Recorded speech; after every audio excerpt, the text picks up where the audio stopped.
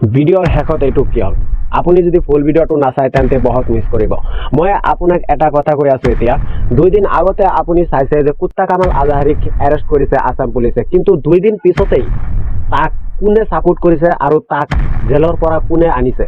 মই আপোনাক কৈ আছো আপুনি ভালদৰে ভিডিঅ'টো চাওক অসমত আৰু এটা মানুহ আছে যাৰ নাম হ'ল সত্যৰঞ্জন বুঢ়া সত্যৰঞ্জন বুঢ়া মুস্তাফা কামাল আজহাৰিক সাপোৰ্ট কৰিছে আৰু মুস্তাফা কামাল আজহাৰিক জেলৰ পৰা ওলাই আনিছে এতিয়া মই আপোনাক কৈ আছো কিয় মুস্তাফা কামাল আজহাৰিক জেলৰ পৰা ওলাই আনিছে সত্যৰঞ্জন বুঢ়া কিছুমান হিন্দু মানুহ আছে ভাইৰাল হবৰ কাৰণে এনেই মুছলমানৰ বিৰুদ্ধে কথা কৈ থাকে কিছুমান মুছলিম মানুহ আছে ভাইৰাল হবৰ কাৰণে এনেই হিন্দু মানুহৰ বিৰুদ্ধে কথা কৈ থাকে এতিয়া আপোনাক মই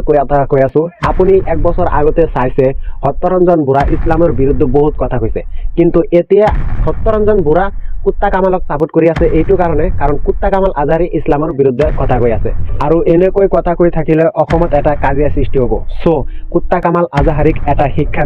দিব লাগিব এতিয়া এটা কাম কৰিব লাগিব সত্যৰঞ্জনৰ আৰু মুস্তাফা কামাল আজহাৰিৰ যেটো পেজ আছে ফেসবুকত এই পেজটো যদি ডিলিট কৰি দেয় কোনোবাই আৰু যদি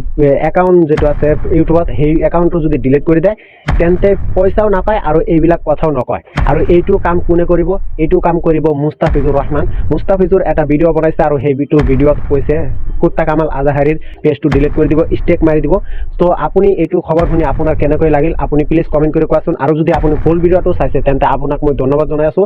আৰু এই চেনেলত যদি আপুনি নতুন তেন্তে প্লিজ চেনেলটো সাবস্ক্ৰাইব কৰি দিব আৰু ভিডিঅ'ত লাইক কৰি দিব থ্যাঙ্কস ফৰ ইউ